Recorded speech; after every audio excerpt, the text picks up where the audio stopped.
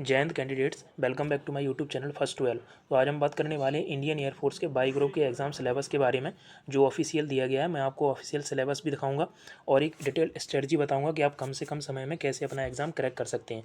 देखिए, मैं आपको पहले बता देता हूँ, ये जो वीडियो है उनके लिए बहुत बेनिफिशियल रहेगी जिनका कंप्लीट कोर्स हो चुका है और वो सोच रहे हैं कि किस बुक से हम प्रैक्टिस करें।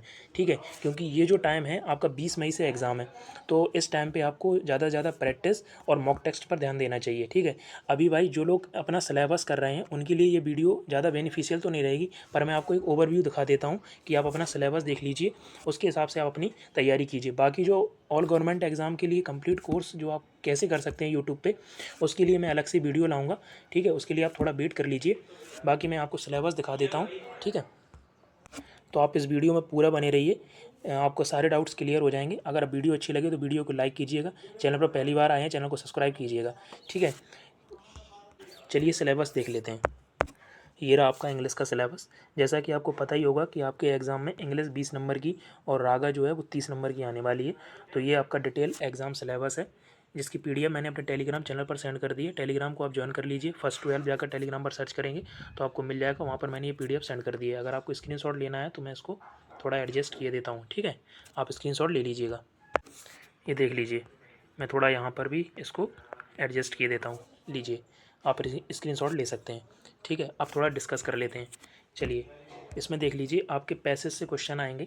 पैसेज से में मोस्टली 4 क्वेश्चन आते हैं। एक तो इस आपका रेफरेंस से क्वेश्चन होता है। ठीक है, टाइटल पूछता है। एक वोकेबलरी से क्वेश्चन होता है उसी पैसेज में। ठीक है, और बाकी सब पैसेज पे अंडरस्टैंडिंग पर बेस होते हैं। ठीक है, बाकी यहाँ पे देखिए ग्रामर से आपसे क्वेश्चन होंगे, जिसमें सब्जेक्ट वर्ब एग्रीमेंट से आपसे क्वेश्चन आएंगे। ठीक है, टेंस से क्वेश्चन होगा, ट्रांसफॉर्मेशन से क्वेश्चन होंगे। ठीक है, वर्ब से भी क्वेश्चन होंगे। चलिए आगे बढ़ते हैं। इसमें देख लीजिए आप डिटरमिनर से क्वेश्चन होंगे, प्रीपोजिशन से आपके क्वेश्चन होंगे। मोस्ट इंपॉर्टेंट टॉपिक आपका ये प्रीपोजिशन रहेगा। ठीक है, एडवर्ब से भी क्वेश्चन होते हैं। ठीक है, कंजक्शन से।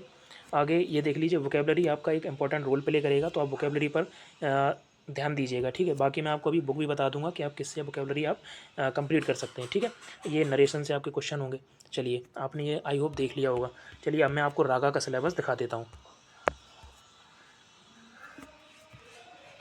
ये देख लीजिए, ये रहा आपका रागा का सिलेबस। इसमें जो मोस्ट इंपॉर्टेंट आपका रोल प्ले करेगी वो होगी आपकी रीजनिंग, क्योंकि रीजनिंग में इसमें आएंगे आपके 14 से 15 क्वेश्चन। 7 से 8 क्वेश्चन जो होंगे वो आपके मैथ के क्वेश्चन होंगे, और 7 से 8 ही क्वेश्चन होंगे इसमें जीके जीएस के मिक्स। ठीक है, तो आप देख लीजिए, ये रहा रीजनिंग का सिलेबस। आप अगर स्क्रीनशॉट लेना चाहते हैं तो ले लीजिएगा।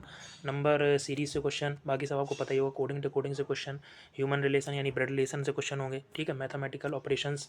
ठीक है, सबसे इंपॉर्टेंट रहेगा इसमें नॉन वर्बल रीजनिंग।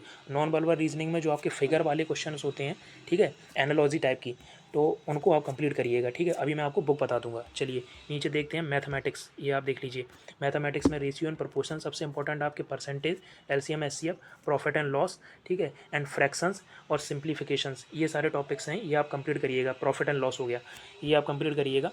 ठीक है, आगे देख लीजिए, ये आपका जनरल नॉलेज का सिलेबस है। ये देखिए, जनरल साइंस आएगी, civics, geography, current events. Current से 1 से 2 क्वेश्चन होते हैं, करंट को आप इग्नोर भी कर सकते हैं। ठीक है, बाकी आप स्टैटिक पर थोड़ा ज़्यादा ध्यान दीजिएगा। बेसिक कंप्यूटर के भी उतने ज़्यादा क्वेश्चंस आते नहीं हैं। बाकी आप देख लीजिए, मैं आपको बुक बता दूंगा। ठीक है, आगे आप देख लेते हैं बुक्स के बारे में। चलिए सबसे पहले बात कर लेते हैं हम अपने इंग्लिश की बुक के बारे में। तो इंग्लिश के लिए जो आपको पता ही होगा, इंग्लिश के लिए नीतू मैम की बुक आती है केडी कैंपस की, प्लेन टू पैरामाउंट। अगर आपके पास केडी कैंपस की न्यू बुक है उससे भी आप पढ़ सकते हैं। उससे सारे आप रूल्स पढ़िएगा ग्रामर के लिए, और उसमें जो पीछे जो idiom phrases and one word substitution का जो पोर्शन दिया है, आप इसी से कंप्लीट करिएगा। क्योंकि पिछले से पिछली जितनी भी रिक्रूटमेंट रही हैं उनमें ईडियम फ्रेसेस और वन वर्ड इस बुक से बाहर नहीं गए हैं। तो आप इसी बुक से अगर कंप्लीट करके चलेंगे तो आपका सारा इसी बुक से आ जाएगा। ठीक है, आगे हम बात करते हैं दूसरी बुक के बारे में। बाकी आपको प्रैक्टिस भी इसी बुक से करनी है। इसी बुक के पीछे जो चैप्टर वाइज क्वेश्चंस दिए हैं, 50-50 या 60-60 क्वेश्चन का सेट्स दिया गया है। ठीक है, आप उनको भी प्रैक्टिस कर सकते हैं। इससे भी आपकी काफ़ी अच्छी प्रैक्टिस हो जाएगी। ठीक है, बाकी आप मॉक टेस्ट लगाएंगे, उससे आपकी प्रैक्टिस हो जाएगी।